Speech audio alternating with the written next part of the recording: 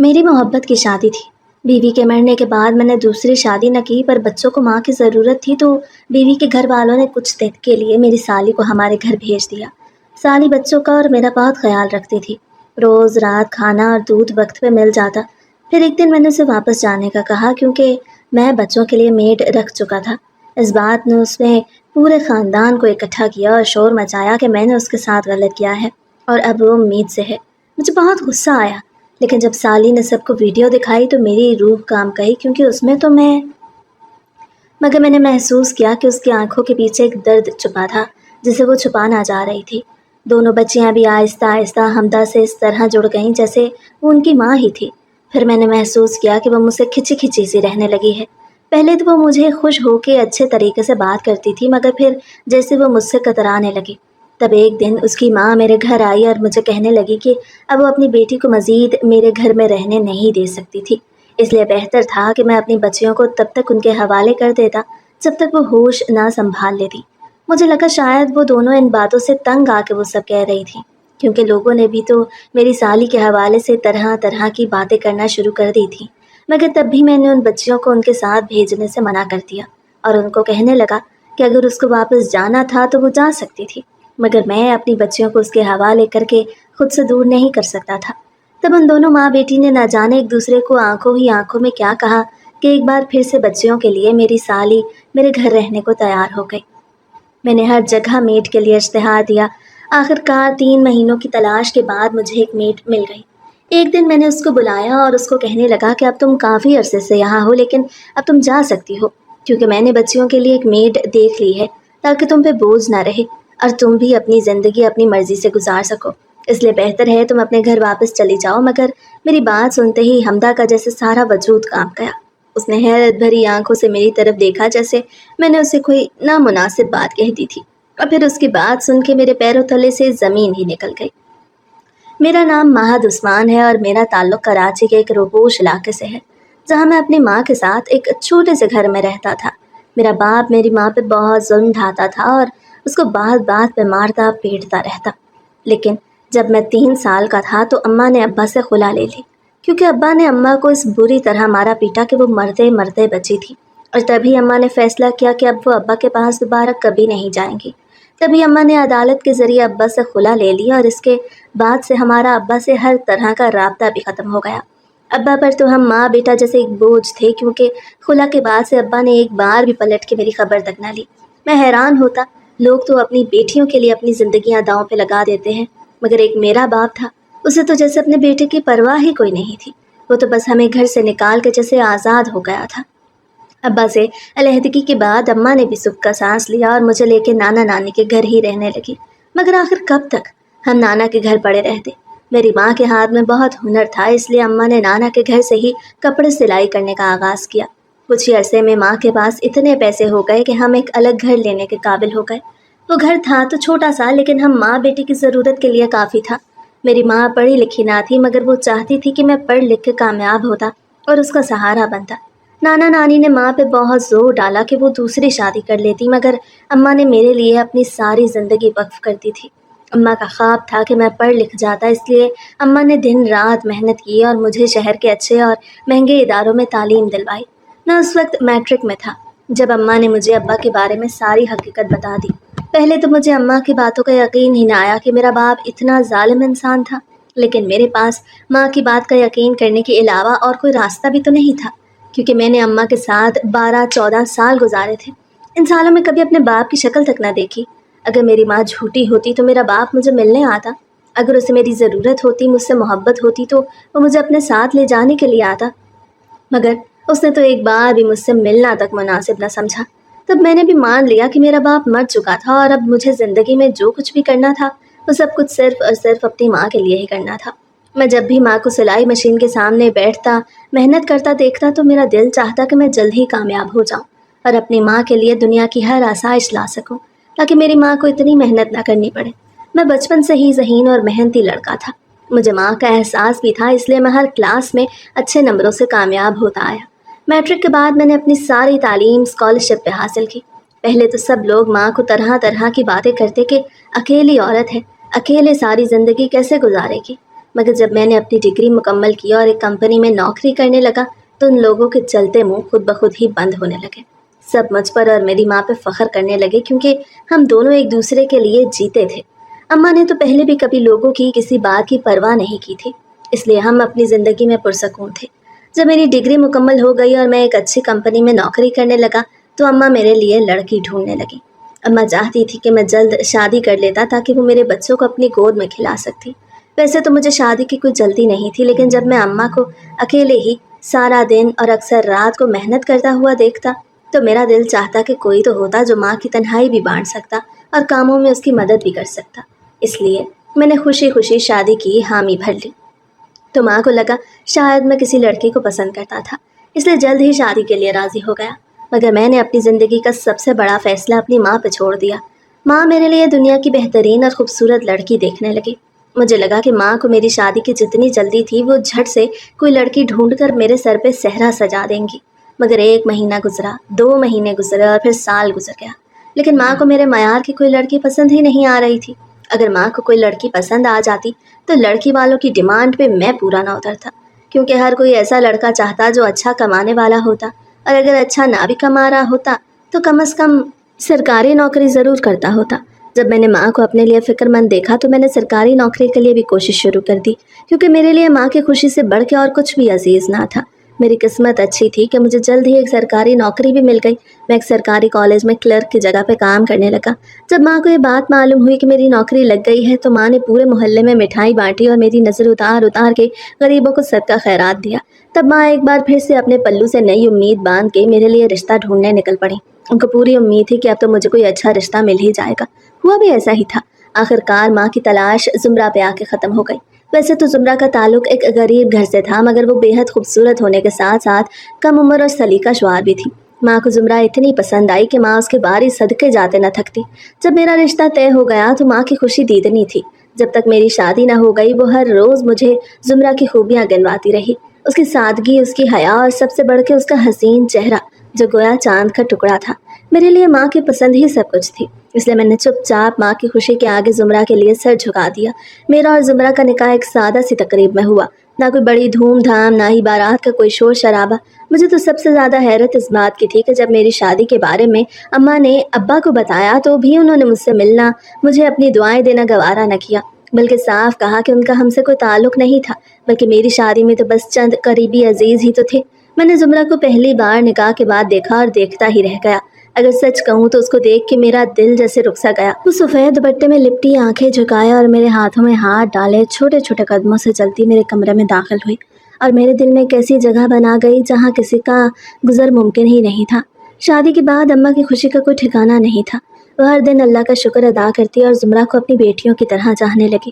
زمرہ بھی ماں کی بہت عزت کرتی اور سارا دن ان کے ساتھ کھڑی کچن میں کوئی نہ کوئی کام کرتی رہتی۔ کبھی کبھی مجھے ایسا لگتا ہے جیسے زمرہ کے آنے سے میری زندگی میں ایک نئی بہار آ گئی تھی۔ شروع کے دن بہت خوشگوار گزرے۔ میں کالج سے آتا تو اس کی نرم آواز جیسے میرے دن بھر کی تھکن کو دھو دیتی۔ اماں بھی اکثر ہمیں دیکھ کے دعائیں دیتی کہ اللہ ہماری خوشی کو قائم رکھے، مگر شاید اماں کی ساری دعائیں قبول نہ ہو پائیں جو انہوں نے میرے اور زمرہ کے لیے کی تھی۔ وقت کے ساتھ ساتھ چھوٹی چھوٹی چیزیں بدلنے لگیں۔ میں نے محسوس کیا کہ اماں اکثر گمسم رہنے لگیں، وہ زیادہ تر چپ رہنے لگیں اور اکثر مجھ سے بھی آنکھیں چرانے لگیں۔ 1-2 بار میں نے ان سے پوچھا بھی تھا کہ اگر ان کو کوئی پریشانی تھی یا زمرہ کی وجہ سے کوئی مسئلہ تھا تو وہ مجھے بتاتی، مگر وہ الٹا مجھے ڈانٹ دیتی کہ خبردار جو میں نے زمرہ کے بارے میں اپنے دل میں کوئی بدگمانی پالی، کیونکہ وہ بہت اچھی بہو تھی۔ ماں کہنے لگی کہ ان کی بس طبیعت کچھ بوجھل سی تھی، اس لیے وہ چپ رہنے لگیں۔ میں نے ماں کو بہت بار کہا کہ میں ان کو ڈاکٹر کے پاس لے جاتا ہوں، مگر وہ ٹال جاتی کہ اس کی کوئی ضرورت نہیں۔ میں نے زمرہ کو بھی تاکید کی کہ وہ ماں کا خیال رکھتی، کیونکہ ماں شاید مجھے کھل کے کچھ نہیں بتا پا رہی تھی۔ اور تبھی زمرہ نے خوشخبری سنا دی کہ وہ ماں بننے والی تھی۔ خوشی کی یہ خبر سن کے جیسے ماں کی مسکراہٹ لوٹ آئی۔ ماں زمرہ کا بے حد خیال رکھتی، لیکن ان کی اپنی طبیعت بھی خراب رہنے لگی، تو مجھے محسوس ہونے لگا کہ شاید ماں مجھ سے کچھ چھپا رہی تھی۔ مگر کوشش کے باوجود بھی ماں نے مجھے کچھ نہ بتایا، بلکہ مجھے کہنے لگی کہ میں ان کی فکر چھوڑ کے زمرہ کا خیال رکھتی، لیکن میرے لیے تو وہ بھی اہم تھی۔ آخر وہ میری ماں تھی، میں ان کو کیسے بھول سکتا تھا۔ میں نے ان سے بہت ضد کی کہ وہ کم از کم ایک بار میرے ساتھ ڈاکٹر کے پاس تو چلی جاتی، مگر ماں نہ مانی۔ اور جب زمرہ کی ڈیلیوری کا وقت قریب آیا تو میں نے ماں کا بھی زبردستی ڈاکٹر سے چیک اپ کرایا۔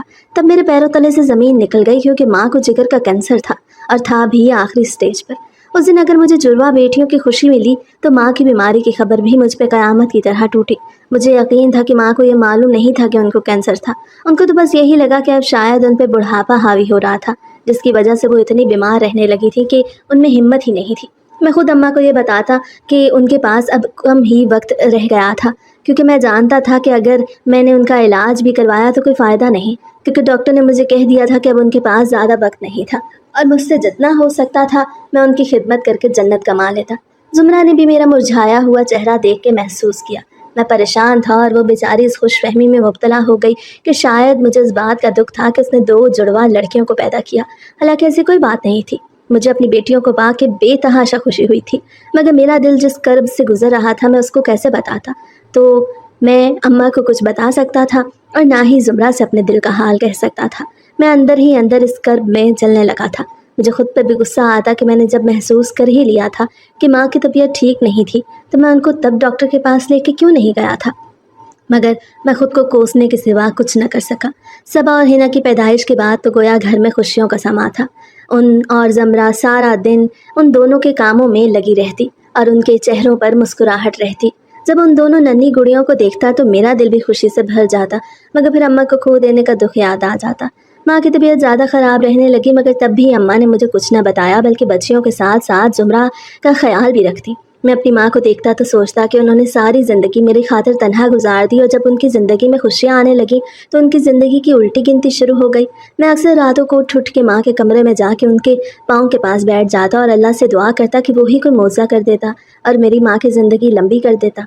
माँ की तबीयत तो बोझल थी ही, मगर साथ ही जुमरा भी मुझे उलझी उलझी सी लगने लगी। मैंने उससे इस बारे में पूछने की बहुत कोशिश की कि आखिर उसको क्या परेशानी थी, मगर वो मुस्कुरा के टाल जाती कि बस कामों में उलझ के थक जाती हूँ। 2 बच्चियों को अकेले ही संभालना बहुत मुश्किल काम था, ये तो मैं जानता ही था। तब मैंने उसको कहा कि अगर उसको मदद की ज़रूरत है तो मैं उसके लिए कुल वक्ती मुलाजमा का इंतज़ाम कर देता हूँ, मगर वो तड़प के कहने लगी कि मैं अपनी बच्चियों को किसी मुलाजमा के हवाले नहीं करूँगी। बेशक मैं थक जाती हूँ, मगर मुझे उनके साथ से उनके काम करने से जो सुकून मिलता है मैं उसी में खुश हूँ। मैंने भी ज़्यादा इसरार न किया, क्योंकि उस वक्त मेरा सारा ध्यान सिर्फ माँ की तरफ था। और ये बात भी सच है कि माँ की वजह से ही मैं कई बार जुमरा को भी नज़रअंदाज कर जाता था, मगर फिर भी उसके साथ कोई नाइंसाफ़ी नहीं करना चाहता था। मैं जानता था कि वो अकेली ही सारे घर के साथ साथ अपनी दोनों बच्चियों और माँ को भी देख रही थी। इसके बावजूद भी मुझसे कोई शिकायत नहीं करती थी। माँ की तबीयत दिन ब दिन गिरने लगी। कभी कभी मुझे यूँ लगता है जैसे उनके जिस्म की हड्डियाँ अपनी ताकत खो चुकी थीं। मैं हर वक्त उनके करीब रहने की कोशिश करता, मगर नौकरी, घर के अखराजात और जुमरा और बच्चों की जिम्मेदारियाँ मुझे ऐसा मौका ना देती। रात को जब सो जाते तो मैं अम्मा के कमरे में दबे पाँव दाखिल हो जाता और उनके चेहरे पर टिमटिमाती रोशनी देख के मेरा दिल भर आता। वो आंखें बंद करके भी तस्बीह पढ़ती रहती। अगर कभी वो मुझे अपने पास बिठा देख लेती तो धीरे से मुस्कुरा देती और कहती कि बेटा तुम इस वक्त मेरे पास क्यों बैठे हो, जाओ अपनी बीवी बच्चों के पास, उनको वक्त दो, सारा दिन तो तुम कामों में मसरूफ़ रहते हो। लेकिन मैं जानता था कि अंदर से वो भी जानती थी कि उनकी बीमारी बढ़ रही थी और उनके पास वक्त कम होता जा रहा था। फिर भी वो चाहती थी कि मैं अपनी बीवी के पास ही रहूं। जुमरा अलग अपनी जगह अजीब कश्मकश में थी। वो दिन रात बच्चियों के साथ लगी रहती। जब मैं उसको देखता तो हैरान रह जाता कि कैसे एक ही वक्त में वो अकेली माँ के फ़र्ज़ भी निभा रही थी, बीवी के भी और बहू के भी। लेकिन इसके बावजूद उसके चेहरे पर एक अनजानी उदासी रहती। जब भी मैं उससे पूछने की कोशिश करता वह मुस्कुरा के बात बदल देती। मैं समझता शायद वो थकी थी, लेकिन दिल के किसी कोने में मुझे एहसास होता कि शायद वो मुझसे कोई बात छुपा रही थी। एक दिन जब मैं काम से वापस घर आया तो घर पे कोई भी नहीं था। मैं हैरान था कि आखिर सब कहाँ गए। मैंने जुमरा को फ़ोन किया तो उसने फ़ोन भी ना उठाया और मेरी परेशानी में मज़ीद इजाफा हो गया, क्योंकि ऐसा पहले तो कभी हुआ ही नहीं था कि वो मुझे बताए बगैर कहीं गई होती। लेकिन उस दिन तो घर पे कोई था ही नहीं। तब मैं जुमरा के माँ बाप के घर की तरफ चल पड़ा, क्योंकि मुझे अंदाज़ा था कि शायद वो वहाँ पे ही हो। लेकिन वो वहाँ पे भी नहीं थी, बल्कि उसकी अपनी बहन और माँ भी घर पे नहीं थी, क्योंकि वो दोनों हस्पताल गई थीं। और ये जानकर मेरे पैरों तले से ज़मीन निकल गई कि वह हस्पताल में जुमरा थी। मैं सर पे पाँव रख के हस्पताल की तरफ भागा कि आखिर उसको क्या हो गया था। वो तो वैसे भी काफ़ी दिनों से मुझे उलझी सी लग रही थी। जब मैं हस्पताल पहुँचा तो जुमरा आखिरी सांसें ले रही थी। उसकी हालत देख के मेरा दिल चाहा कि ज़मीन फट जाए और मैं उसमें समा जाऊँ। आखिर मेरे साथ हो क्या रहा था?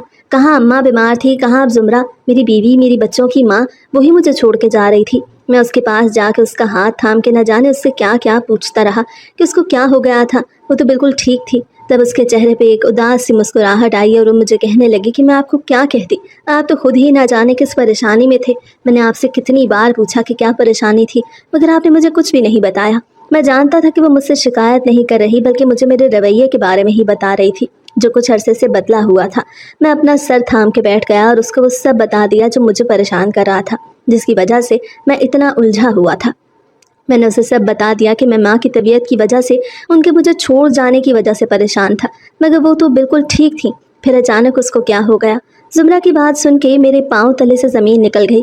जब से उसने बच्चियों को जन्म दिया था तब से ही उसकी तबीयत ठीक नहीं रह रही थी और अब डॉक्टर ने बताया था कि उसके दोनों गुर्दे फेल हो गए और उसके पास वही लम्हे बचे थे जो वो इस वक्त मेरे साथ गुजार रही थी। मेरा दिल चाहा मैं वहीं अस्पताल के बीचों बीच चीख चीख कर रोता और अपनी माँ और अपनी बीवी को अपनी आगोश में छुपा लेता कि कोई उन दोनों को मुझसे छीन के न ले जाता।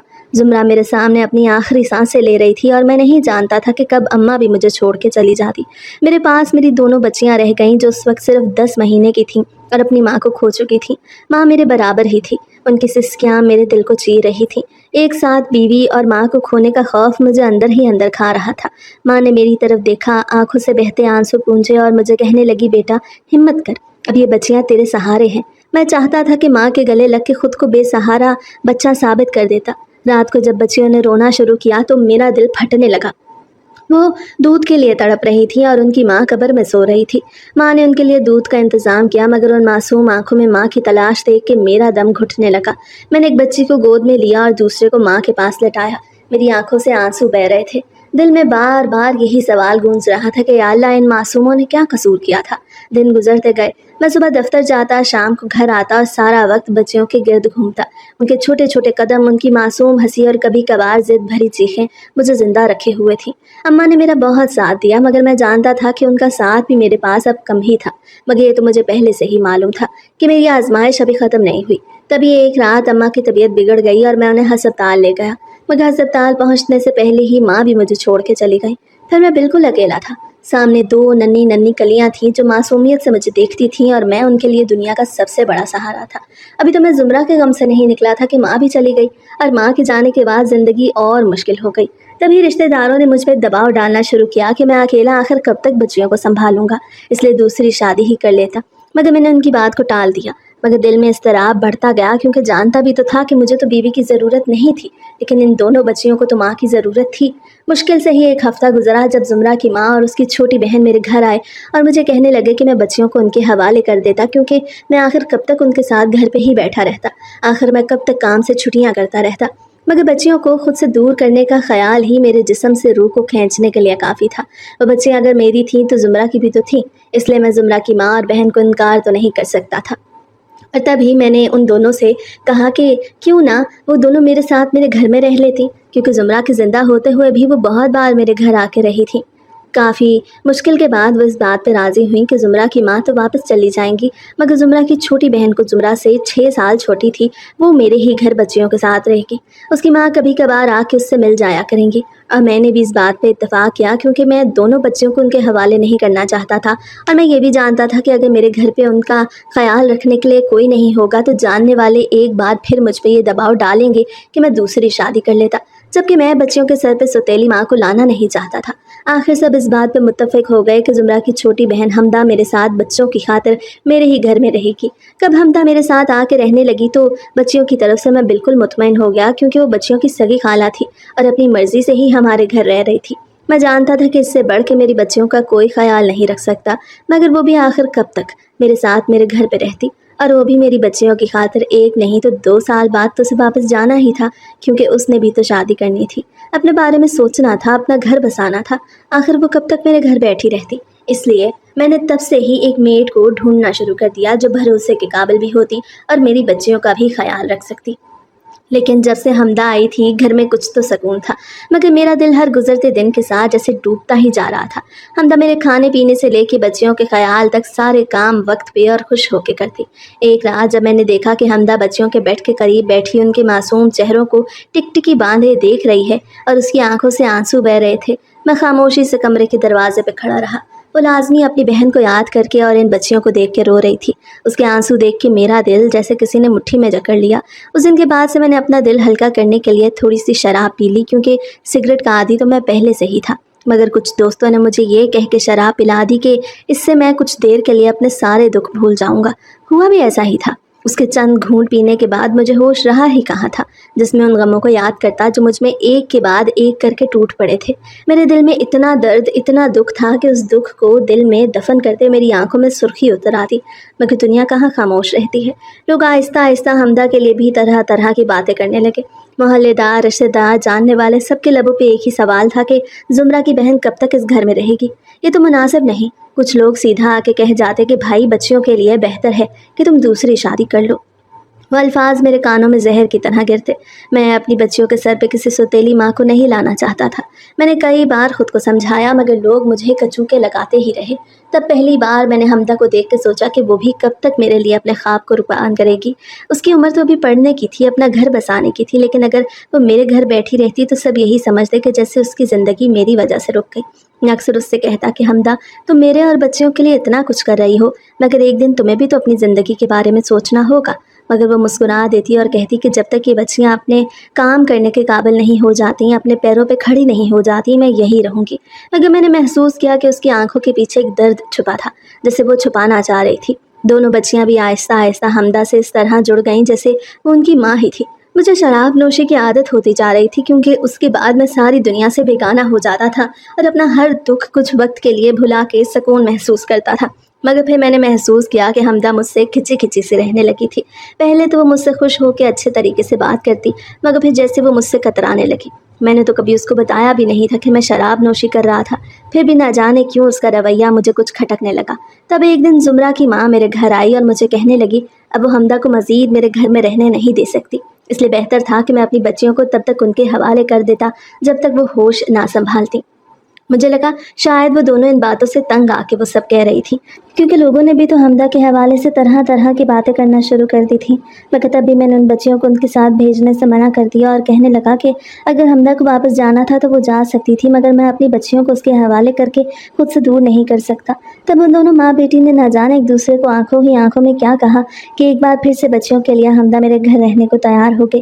میں نے ہر جگہ میٹ کے لیے اشتہار دیا، کیونکہ حمدہ کسی بھی وقت کہہ سکتی تھی کہ اسے میرے گھر میں نہیں رہنا، اس لیے میری کوشش تھی کہ اس کے یا کسی اور کے کہنے سے پہلے ہی کسی میٹ کا بندوبست کر لیتا۔ میری ٹینشن دن رات زیادہ ہی ہوتی گئی اور ان سب سے سکون پانے کا ایک ہی طریقہ تھا، وہ تھا شراب پی کے کچھ وقت کے لیے اپنے آپ سے بیگانہ ہو جانا۔ آخرکار 3 مہینوں کی تلاش کے بعد مجھے ایک میٹ مل گئی۔ وہ تجربہ کار تھی، سب سے بڑھ کے یہ کہ مجھے بھروسے کے قابل لگی۔ میرے دل کو جیسے سکون سا آیا کہ اب اگر حمدہ چلی بھی جائے تو بچیوں کے لیے پریشانی نہیں ہوگی اور میں اس میٹ کو رات بھی اپنے گھر رکھ سکتا تھا، کیونکہ اس کی عمر اتنی تھی کہ کوئی اس کے میرے گھر پہ رہنے پہ اعتراض بھی نہیں کر سکتا تھا۔ تب میرے دماغ میں خیال آیا کہ کیا یہ مناسب نہیں ہوگا کہ میں حمدہ کو خود ہی رخصت کر دوں؟ آخر وہ بھی کب تک اپنی زندگی کے خواب میری بچیوں کی خاطر قربان کرے گی؟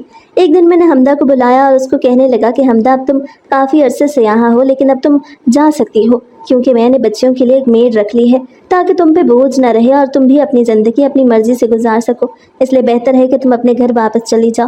مگر میری بات سنتے ہی حمدہ کا جیسے سارا وجود کام گیا۔ اس نے حیرت بھری آنکھوں سے میری طرف دیکھا جیسے میں نے اس سے کوئی نامناسب بات کہہ دی تھی، اور پھر غصے سے مجھے کہنے لگی کہ آپ مجھے گھر سے نکال رہے ہیں۔